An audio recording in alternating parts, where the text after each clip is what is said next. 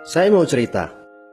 Ada dua orang sahabat yang tinggal di sebuah desa kecil di Italia. Sebut saja nama mereka adalah Pablo dan Bruno. Mereka adalah anak muda yang memiliki impian yang tinggi. Mereka sering berkhayal bagaimana kalau suatu hari nanti mereka menjadi orang terkaya di desanya. Keduanya merupakan orang yang sangat ambisius. Yang mereka perlukan adalah sebuah kesempatan. Pada suatu hari, kesempatan itu pun datang. Kepala desa memutuskan untuk mempekerjakan kedua anak ini untuk membawa air dari sungai ke sebuah penampungan air di tengah desa. Keduanya masing-masing membawa 2 buah ember dan segera menuju ke sungai. Menjelang sore, keduanya telah mengisi penampungan air sampai penuh. Kepala desa menggaji mereka masing-masing berdasarkan jumlah ember air yang mereka bawa. Wow, Pablo dan Bruno senang sekali. Ini berarti impian mereka akan segera terkabul. Mereka sulit percaya jika mereka bisa mendapatkan rezeki sebanyak ini. Mereka bekerja lebih keras lagi setiap hari agar bisa mengangkut air lebih banyak. Namun, Pablo mulai merasakan ketidaknyamanan. Ia tidak yakin pekerjaan ini bakal buat impiannya terwujud. Punggungnya nyeri dan kedua telapak tangannya lecet-lecet. Kian hari, kian takut saat harus pergi bekerja. Ia pun mulai berpikir keras, mencari akal bagaimana caranya membawa air dari sungai ke desanya. Aha, Pablo mendapatkan ide. Bruno, saya punya rencana. Daripada kita mondar-mandir bawa-bawa ember setiap hari, kenapa kita nggak sekalian aja buat sebuah saluran pipa dari sungai ke desa kita? Saluran pipa? Ide dari mana itu? Seru Bruno. Kita udah punya kerjaan yang bagus, Pablo. Saya bisa bawa 100 ember sehari. Saya akan jadi orang kaya. Di akhir minggu, saya bisa beli pakaian baru. Pada akhir bulan, saya bisa beli seekor sapi. Dan pada akhir tahun, saya bisa bangun sebuah gubuk baru. Nggak ada kerjaan sebagus ini di desa ini. Setiap minggu kita bisa liburan. Setiap akhir tahun, kita berhak cuti selama 2 minggu dengan gaji utuh. Kita akan punya hidup yang layak. Jadi buang jauh-jauh lah pikiran untuk bangun saluran pipa. Tapi Pablo tidak putus asa. Ia akhirnya memutuskan untuk bekerja paruh waktu. Ia tetap bekerja mengangkut ember-ember air. Separuh waktunya, serta di akhir pekan, dia luangkan waktu untuk bangun saluran pipanya. Hal itu tidak mudah. Penghasilannya otomatis menurun dan dibutuhkan waktu 1 hingga 2 tahun sebelum saluran pipanya bisa menghasilkan sesuatu yang berarti. Bruno dan orang-orang desa mulai mengejek Pablo. Dia menyebutnya Pablo si manusia saluran pipa. Bruno yang berpenghasilan hampir 2 kali lipat dari Pablo terus memamerkan barang-barang baru yang berhasil ia beli.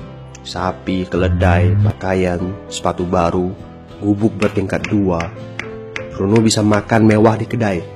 Orang-orang di desa menyebutnya Tuan Bruno. Sementara Bruno berbaring santai di sore hari pada akhir pekan, Pablo terus saja menggali saluran pipanya.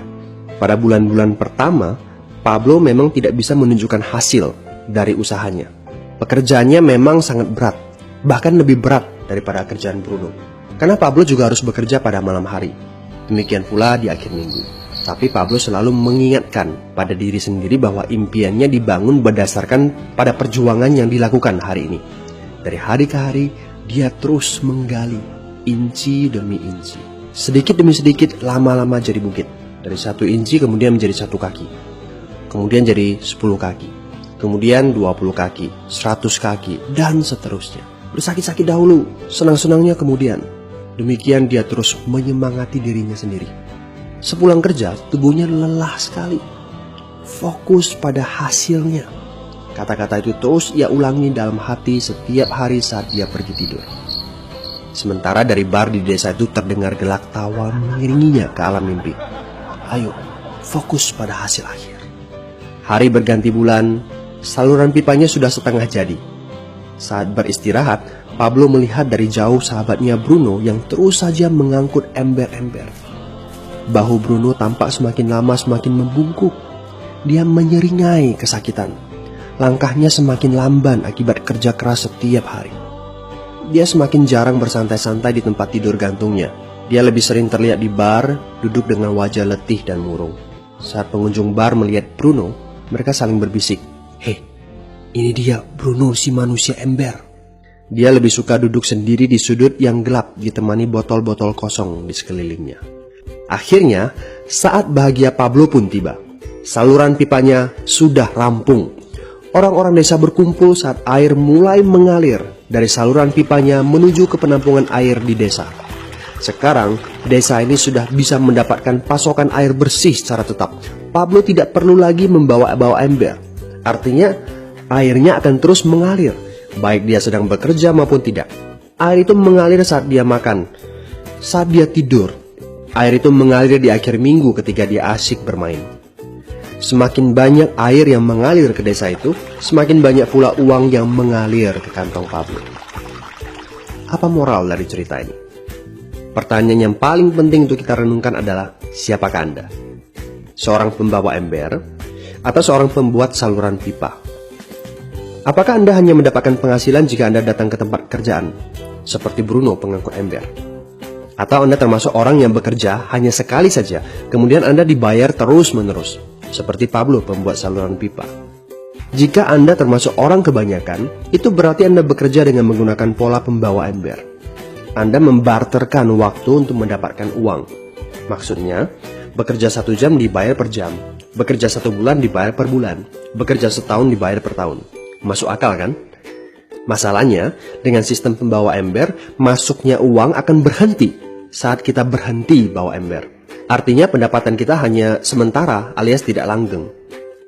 Kalau di suatu pagi Bruno bangun dan punggungnya terasa sakit, sehingga dia tidak bisa bangkit dari tempat tidurnya, berapa uang yang akan dia dapatkan hari itu?